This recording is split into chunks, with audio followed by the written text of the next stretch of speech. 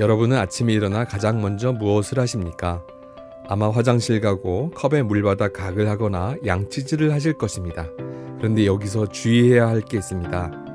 아침에 수도꼭지에서 처음 받은 물은 양치나 가글에 사용하지 않는 게 건강에 좋습니다. 첫물은 한동안 그냥 흘려버리거나 다른 용도로 사용하고, 손을 댔을 때 미지근한 물이 찬물로 바뀌는 시점에 물을 받아 사용하시길 권장합니다. 퇴근 후 집에 돌아와 수도꼭지에서 처음으로 나온 물도 사용하지 않는 게 좋습니다. 특히 여행 등으로 오랫동안 집을 비운 후 돌아왔다면 수돗물을 더 오래 충분히 흘려보낸 후 사용해야 합니다. 첫물을 그냥 흘려버리면 물 낭비가 아니냐고 반박해도 환경보건학자로서 그래도 그게 낫다고 말씀드릴 수밖에 없을 것 같습니다. 아침 첫물은 밤새 물탱크와 수도관에 고여있던 물이라 인체에 해로운 미생물과 불순물이 다량 포함되어 있기 때문입니다. 또한 수도관과 장시간 접촉하고 있었기 때문에 수도관 내부에서 납 등 중금속이 용출되었을 가능성이 있습니다. 특히 오래된 집일수록 수도관 내 물 온도가 높을수록 중금속 함유량은 높아집니다. 수도관의 중금속은 물의 온도가 높거나 물의 산도가 높을 때 더 많이 용출될 수 있기 때문입니다. 유아나 어린이는 양치질을 하다가 양침물을 조금씩 삼키는 경우가 많습니다. 아이들이 유해한 미생물과 중금속이 함유된 물을 삼킨다고 생각하면 아찔하지 않으십니까? 또한 면역력이 떨어진 노약자도 세균, 바이러스, 곰팡이 등이 들어있을 가능성이 있는 첫물을 입에 담는 것은 위험할 수 있습니다. 유해물질이 들어있어봤자 미량일 텐데요. 네, 그럴 것입니다.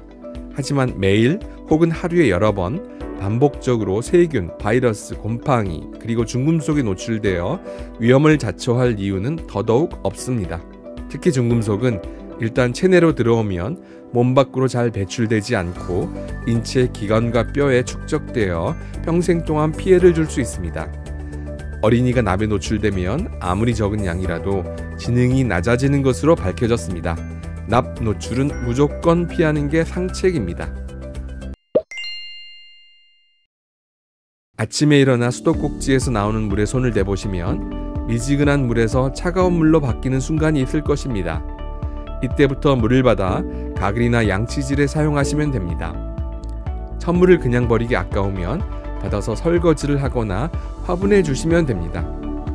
가정에서 수도꼭지 손잡이를 온수 쪽으로 돌려놓으면 물을 사용하지 않을 때에도 보일러가 가동될 수 있다고 합니다.